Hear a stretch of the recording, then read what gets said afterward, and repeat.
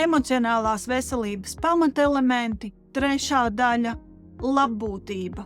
Ko nozīmē šis termins? Kāda tam ir sasaiste ar mūsu personību, darba vidi, motivāciju un iesaisti? Līdztekus tādām jau pārunātām svarīgām emocionālās veselības sastāvdaļām kā līdzsvars un atklātība jeb atvērtība attiecībās iekšēji un uz āru, manuprāt, ir ļoti būtiski parunāt par 3. elementu, kas ir labbūtība.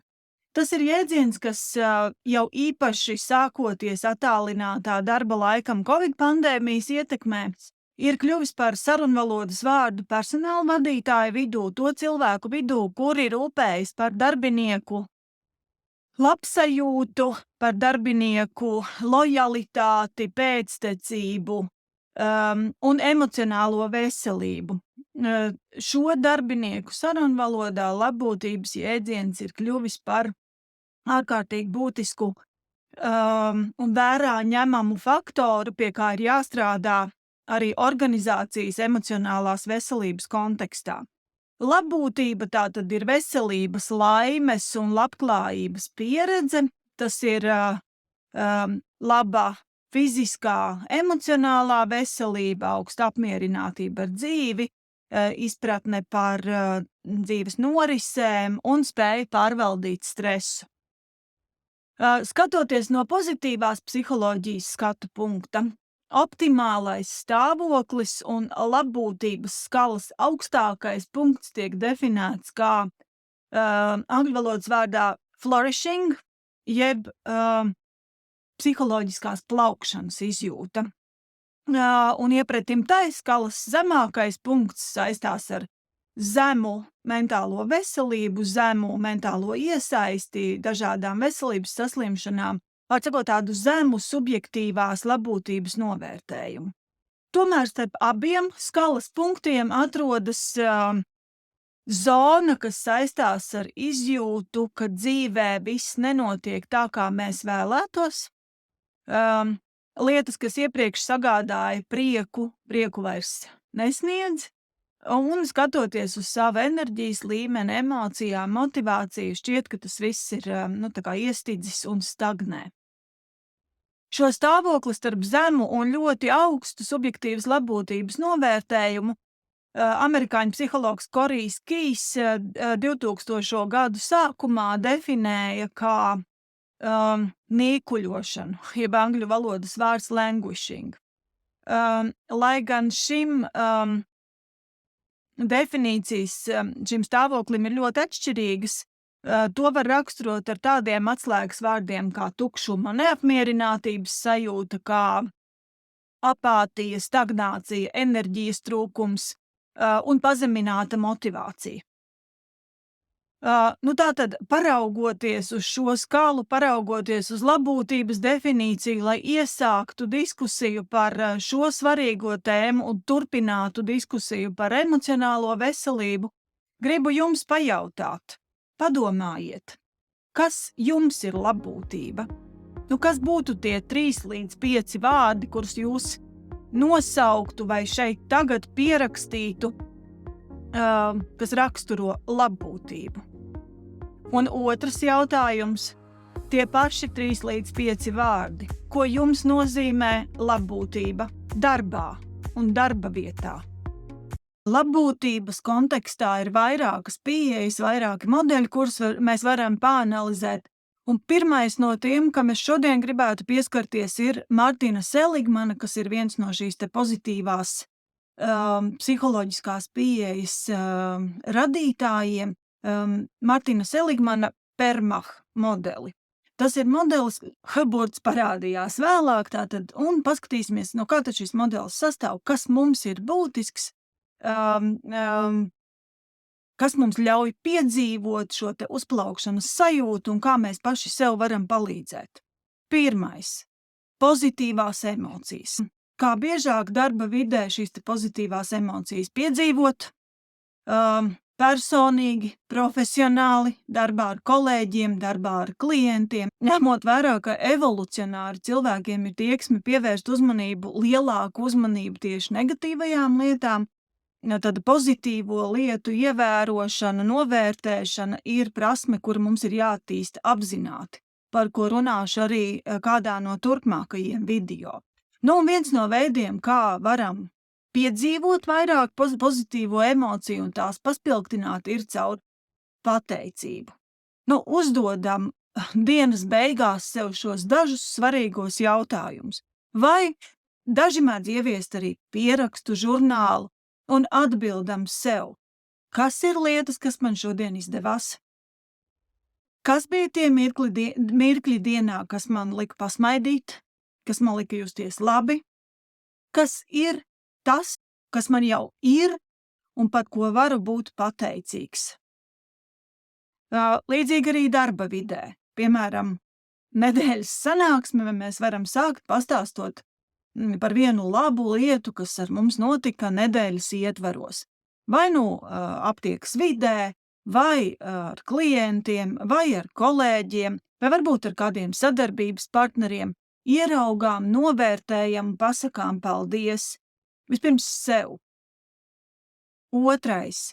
Iesaiste. Negatīvās emocijas raizes mēs parasti piedzīvojam, kad domājam par kādu pagātnes notikumu. Kā varam vairot savu labbūtību, ir biežāk būt klātesoši, nedomāt par šiem te pagātnes notikumiem, nedomāt par, piemēram, sarežģītām situācijām ar klientiem katru dienu, un ļauties tam domāt par to, kā attīstīt savu produktivitāti un efektivitāti. Šajā reizē par to dziļāk nestāstīšu, par to mēs arī parunāsim kādā video atsevišķi. Trešais - attiecības. Tā ir uzņēmuma kultūra. Tā ir komandas sajūta. Tas ir tas, kas cilvēcīgi katram no mums ir svarīgi. Mums ir svarīgi veidot attiecības un būt piederīgam videi. Un, piemēram, viens no vadītāja puses iespējamiem soļiem ir regulārs 1-pret-1 tikšanās ar vismaz daļu no saviem darbiniekiem, lai noskaidrotu šo te emocionālo situāciju, izjūtas, izaicinājumus un sniegtu iespēju darbiniekam būt sadzirdētam un atbalstītam un veicinot šo te atklātības kultūru, par kuru runāju iepriekšējā video. Nozīme, jēga. Kādēļ mans darbs ir vērtīgs? Viens fundamentālais jautājums, uz kuru mums patiesībā ir jāatbild pašiem sev. Sasniegumi. Svinam mazās uzvaras. Cilvēkiem ir ļoti svarīgi, īpaši emocionāli grūtos periodos, kad mēs saskaramies ar izjūtu, ka mūsu sasniegumi ir nepietiekami vai progress ir pārāk lēns.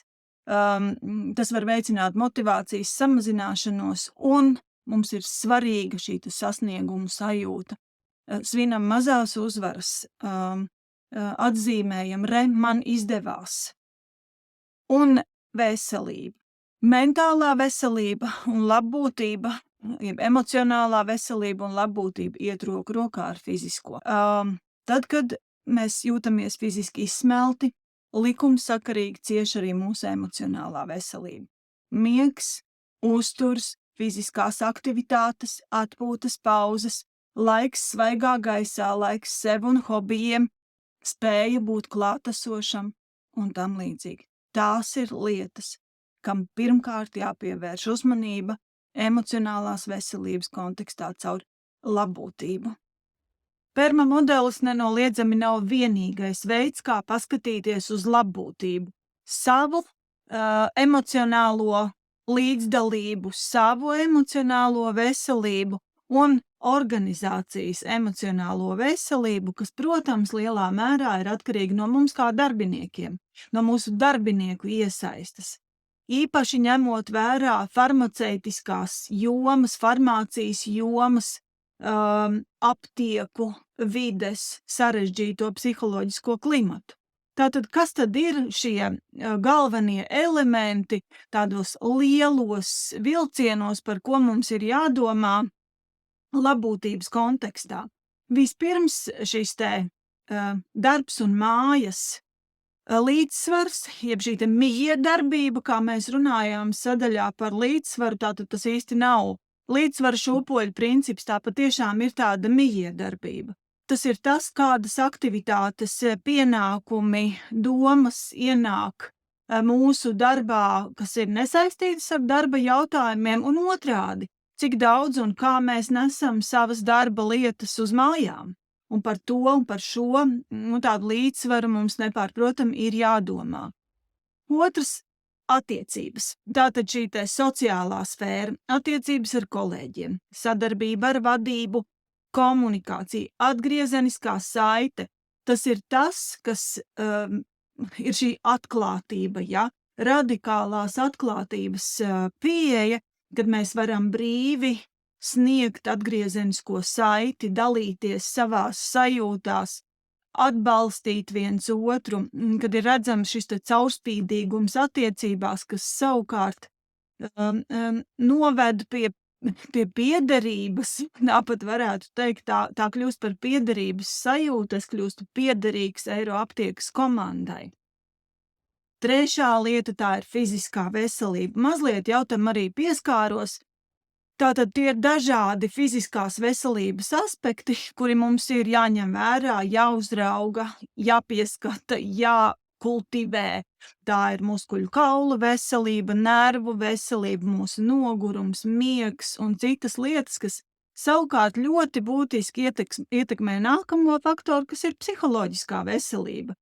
Šīs te stresa vadības prasmes, atpūta, jēga, tātad, ko es ieraugu savā darbā, vērtību saskaņotība mums visiem kā kolēģiem, autonomija manā darbā, attīstības iespējas, kā un vai es ieraugu savā darbā iespēju augt. Nākamais - telpas, es to tā esmu nosaukusi, šī te fiziskā vide, kurā es esmu un kurā es strādāju, sākot no ergonomikas, no gaisa kvalitātes, apgaismojumu, kas man ir telpā aptiekā, vides ilgtspējas, komforta manā darba vidē. Un tas, kas mums aptiekā vienmēr ir jāatcerās, kā jebkurā citā darba vietā, tad mums ir šī te priekštelpa, jeb skatuve un aizskatuve. Tādās mazliet līdzībās runājot ar teātra jomu, kur ir redzamā daļa un neredzamā daļa.